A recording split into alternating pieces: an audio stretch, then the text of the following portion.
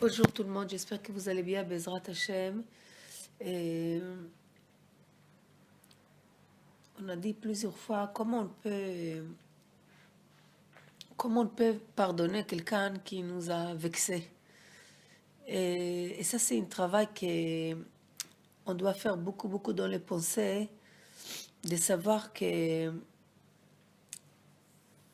quand quelqu'un m'énerve, ou il me vexe, ou il m'a pris quelque chose qu'il ne m'a pas rendu, il m'a fait quelque chose que je n'arrive pas à les garder.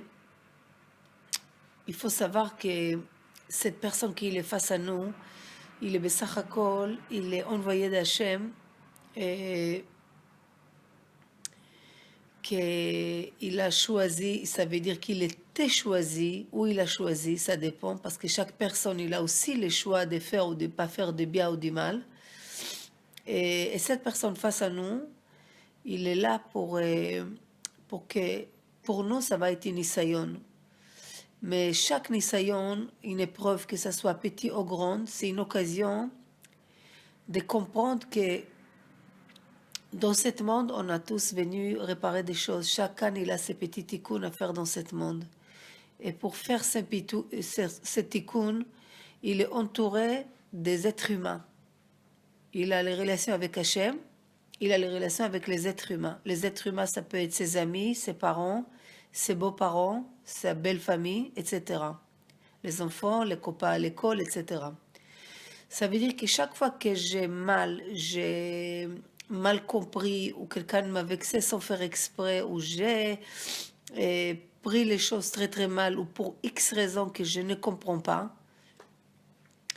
normalement je dois arriver à pardonner. Et il y a des slichot, etc. Yom Kippour. Et à travers de cette manière de faire les slichot, on prépare notre chemin pour arriver à Kadosh Baruch Hu. Et on demande aussi à lui qu'il nous pardonne. Maintenant, si on a compris qu'à Yom Kippour, je dois normalement vider les verres qui se remplissent toute l'année, et si j'ai cette émouna et pardonne, normalement, je dois être complètement me vider et être tout léger et, et commencer une nouvelle fois, si on peut dire entre guillemets, parce que c'est comme ça l'être humain, à remplir les verres. Maintenant, si je ne vais pas vider les verres, je ne vais pas pardonner un tel, et même si, soi-disant, je le pardonne avec la bouche, mais dans le cœur, je suis très pointueux sur lui, ça veut dire que j'arrive pas à me faire passer cette chose que la personne X, il m'a fait. Alors, qu'est-ce qui se passe? Moi, je me bloque et je le bloque lui-même. Ça veut dire que Anokem va noter Chayav et Nafraim. Celui-là qui est rancunière et il est comme ça, toujours en colère, il attend les jours qu'il va rendre à l'autre qui lui a fait ce qu'il a fait. Sa vie, c'est pas une vie. Il est constamment, il vit dans comme comme un volcan que il va exploser chaque occasion. Ça veut dire qu'il est jamais calme. Mais quand tu sais pardonner, quand tu essayes, ça ne veut pas dire maintenant que pardonner, tu vas te mettre comme un tapis et que tout le monde marche sur toi. On peut parler. On peut parler avec la personne qui m'a vexé. Je peux faire les dînes, mais je rentre les miséricordes dedans. Il ne faut pas être trop rigoureux. Parce que dans le chemin que toi, tu mesures les gens, la vie, les situations, on te mesure toi-même. On dit qu'on m'a vu al midotav, celui-là qui le fait, il dépasse les choses, on l'a fait, il pardonne, il dit c'est pas grave, et il fait pas une histoire de chaque chose. Lui-même, quand on doit les juger, parce que l'homme il est jugé plusieurs fois dans l'année, dans sa vie, et lui aussi, on voit il est pas pointu, il laisse passer les choses, il pardonne. Mesure par mesure aussi, on le pardonne. Il y a des gens qui sont très gentils, et très serviables. Tu le vois, tu vois comme un ange devant toi. mais ils ont cette mida, cette trait de caractère d'être rancunière, que même de eux-mêmes presque se cachaient. Et c'est peu des gens qui les connaissent très très bien, qu'ils peuvent témoigner qu'ils ne pardonnent pas en telle chose et qu'ils continuent, ils ont 50 ans, 60 ans et ils sont continuent à être comme ça, on dirait qu'ils attrapent quelque chose. Ça c'est une grande gave, ça c'est une grande orgueil parce que quand tu comprends que qui on est finalement dans ce monde par rapport à Kadosh Baruch Hu, qui on est. Si Akadosh Baruch Hu, il a pardonné à Adam Arishon, les premiers jours qu'il est né, il a fauté. Il a pardonné Caïn. Il a pardonné tout Am Israël. Ils ont vu Akadosh Baruch Hu en Égypte, les 10 plaies. Ils ont vu Hachem. Qu'est-ce qu'ils ont fait après? Les fautes de Vaudor. C'est non-stop, non-stop. Il y avait, et chaque fois Hachem il pardonne. Chaque fois Hachem il pardonne. C'est qui on est, que quand quelqu'un vient, il te dit pardon, ou tu vois qu'il essaie de tourner autour de toi, et toi tu restes avec ta nuque dure, et c'est comme si tu le dois, il doit quelque chose.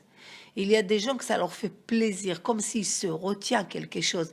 Ah, maintenant que je ne le pardonne pas, il est prisonnier en moi. Sachez une chose, c'est toi, le premier prisonnier au monde, c'est toi. Le premier qui souffre, c'est toi. Il n'y a pas les courants, il est bloqué. C'est comme si tu as mis des pierres, l'eau, il ne peut pas circuler. Et c'est toi-même qui te bloque. Les gens qui savent pardonner, c'est des gens qui vivent tranquilles, ils sont plus légers, ils sont besimcha. Pourquoi? Parce qu'ils ont compris que cette personne, il est là juste pour que moi, je m'entraîne. Mais qui l'a envoyé cette personne? C'est Akadosh Baruch Hu qui l'a envoyé. Quand Akadosh Baruch Hu, et quand David Amelech, Shimi ben Gera, il a maudit David Amelech. Les soldats de David Amelech, qu'est-ce qu'il lui dit? Dis-nous, ok, il est plus là cette personne, on va le tuer. David Amelech, il aura dit, Ad matai tichyu al haravot, jusqu'à quand vous vivez avec votre épée. Il m'a fait, je vais lui faire. Il m'a pris, je vais lui prendre. Hachem amar lo kalel. Il aura dit, c'est Dieu qui lui a dit de maudire. Lui, il est un pion, il a simplement fait un choix. Mais moi, je ne m'arrête pas avec celui-là qu'il me maudit. J'essaie d'aller plus loin, d'amener les choses à la racine, de voir qu'est-ce qu'Hachem veut me dire à travers de cette personne, à travers de tout ce qui se passe autour de moi. Je peux savoir ce qu'Hachem veut me dire. Je n'arrête pas sur les petits détails, même si c'est des grands détails. Chacun, il a des histoires dans la vie que vraiment, c'est très difficile d'oublier. Mais si nous, on veut être en bonne santé, une bonne zrima, l'homme, il doit savoir pardonner, pas être rancunière, pas être dans le cœur. Ce qu'il compte, c'est dans le cœur être quelqu'un qui pardonne. Et vous allez voir, quand toi tu pardonnes, tu libères l'autre et toi-même tu libres.